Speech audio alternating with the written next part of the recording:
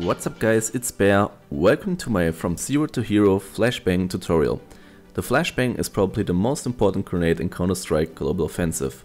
Much like the other grenades, it is used to gain an advantage over your opponent.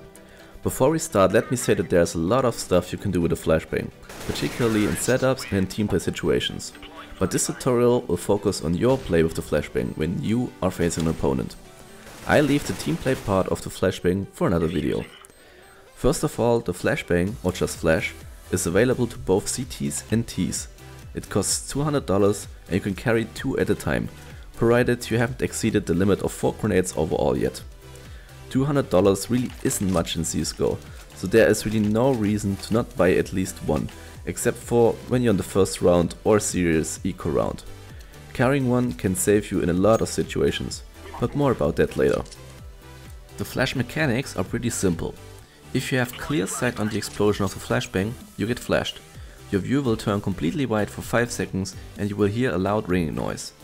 If you are looking away from the flashbang where it explodes, but you are close to it and there is still a clear path between you and the flashbang's explosion, meaning no wall between you and the explosion, you get flashed for a very short time. Sometimes you even get the full deal, depending on how close you are. The smoke would not count as an obstacle in this case, so you can get flashed through smoke as if it wasn't there. Note that when one of your teammates gets blinded, or any player for that matter, you can see them raising an arm in front of their face. So when to use a flash? As a defender, to delay the attackers when holding a site, or as an attacker to get your enemy to leave the angle he is holding. For example, in this case, if you would just rush on the site without using a flash, your enemy would have no problem to just stand there still and shoot you in the head. If you utilize the flash properly, he has to change his position, turn away or risk getting blinded. In each case, you have the advantage. When you throw the flash, you have around 3 seconds till it explodes, however wide or short you throw it. So you have 3 seconds to bounce it off or throw it over walls. Right before the flashbang explodes, you want to turn away, of course. If you throw the flashbang against the wall or the ground, it will make an audible bouncing noise. On a higher level play, this is often the key to flashing your opponent or revealing your intentions. Also, of course, you want to throw the flashbang in a way your enemy only sees it when it explodes.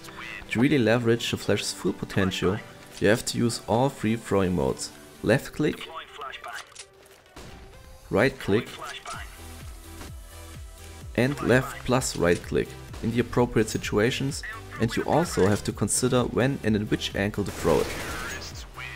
Here are a few useful flashbangs. The hard part is hitting the right timing by listening to the footsteps and throwing the grenade in the right trajectory so it explodes in front of your enemies' faces.